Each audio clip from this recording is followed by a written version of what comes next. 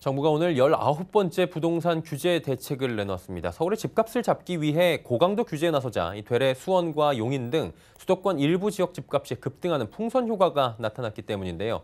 이 같은 지역을 조정 대상 지역으로 묶어두면 집값이 좀 잡힐까요?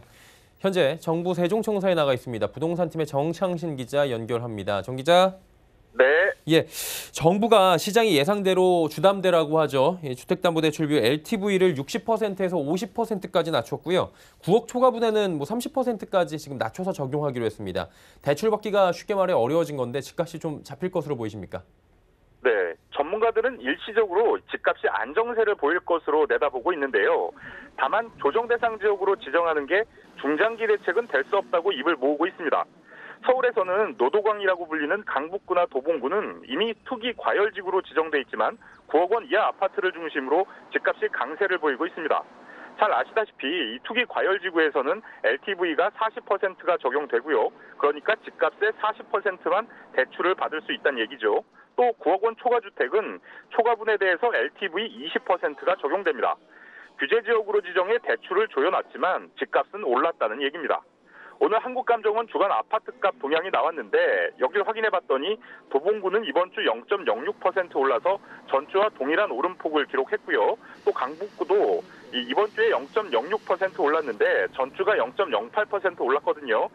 전주와 비교하면 소폭 상승세가 줄기는 했지만 여전히 집값은 오르고 있는 모습입니다. 마찬가지로 수원 팔달구는 이미 조정 대상 지역으로 지정돼 있는데도 불구하고 이번 주 아파트값은 2.13% 올랐습니다. 이 전주가 2.15% 올랐는데 이 전주와 비교하면 오름폭이 소폭 줄었지만 여전히 한 주간 2% 넘게 오르는 모습이 나타나고 있는 겁니다.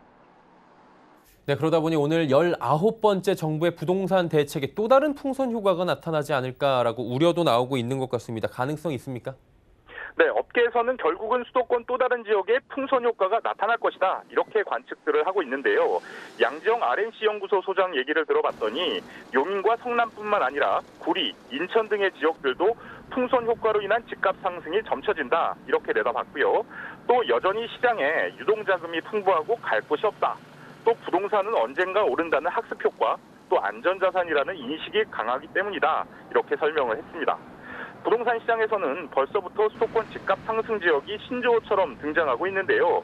안시성이라고 들어보셨는지 모르겠지만 이 안성, 시흥, 화성 지역이 오를 거란 관측이 나오면서 이런 용어가 생겼고요. 또 김부검이라고 있는데 김포, 부천, 검단 지역을 일컫는 말입니다. 또 남산광이라고 남양주, 삼본, 광명도 오른다고 해서 이런 말이 나옵니다. 지금 말한 수도권 지역은 추가 규제 얘기가 나오면서 집값이 오르고 있는 모습이 벌써부터 나타나고 있습니다. 예, 지금 수도권에 있는 대다수의 지역들이 이렇게 되면 포함이 될 것 같은데 조정 대상으로 지정을 하는 건 결국에 대출 조이고 세금 늘린다는 얘기 아니겠습니까? 그러다 보니 세금 부담에 집을 내다 팔지 않을까 이런 기대감도 분명히 있을 것 같습니다. 어떻습니까? 시장에 매물이 늘어나면 집값은 안정될 텐데요. 네. 그런데 업계와 전문가들은 이번 추가 대책으로 시장에 매물이 쏟아지진 않을 거라고 보고 있습니다. 이 대책의 영향이 어떨지 매도자들이 일단은 지켜볼 거란 얘기인데요. 여기에 양도세 부담이 커지기 때문에 세금으로 낼 바엔 집을 안 팔겠다 이런 분석도 나옵니다. 비규제 지역에서는 집을 한 채만 소유할 경우에 2년 이상만 보유하면 양도소득세가 비과세 되거든요. 그러니까 집값이 오른 만큼의 시세 차익을 그대로 누릴 수 있었단 말입니다. 그런데 조정 대상 지역에서는 이 조정 지역으로 지정된 이후에 취득한 주택은 2년 이상 보유에 실거주 2년 조건을 갖춰야 양도세 비과세가 가능해집니다. 특히 다주택자라면 세부담이 더 커지는데요. 2주택자의 경우에는 양도세율에 추가로 10%포인트가 적용이 되고요. 그다음에 3주택 이상은 20%포인트가 추가됩니다. 또 여기에 장기보유 특별공제라고 이 장특공제에서 배제됩니다. 안타깝게도 이번 대책으로 엄청난 효과를 보긴 힘들다라는 분석으로 저희는 들리거든요.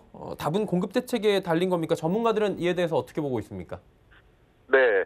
말씀하신 대로 이 서울 공급을 늘려야 서울 집값도 잡고 수도권 급등도 막을 수 있다는 분석이 나옵니다. 권대중 명지대 부동산대학원 교수는 유동성 자금이 많은 데다가 저금리가 지속되는 한 아무리 규제를 한다 하더라도 풍선 효과는 나타날 것이다. 이렇게 말했는데요. 권 교수는 오늘 대책이 중장기 대책은 될 수 없다면서 서울 규제를 완화해서 그러니까 용적률을 올려주는 방법 등으로 주택 공급이 늘어나게 하는 방안을 찾아야 하고, 또 하나는 유동성 자금을 산업으로 돌릴 수 있는 경제 정책을 내놔야 한다. 이렇게 조언했습니다. 네, 오늘 19번째 부동산 대책과 관련해서 이야기 나눠봤고요. 정부 세종청사에 나가 있는 정창신 기자였습니다. 고맙습니다. 네.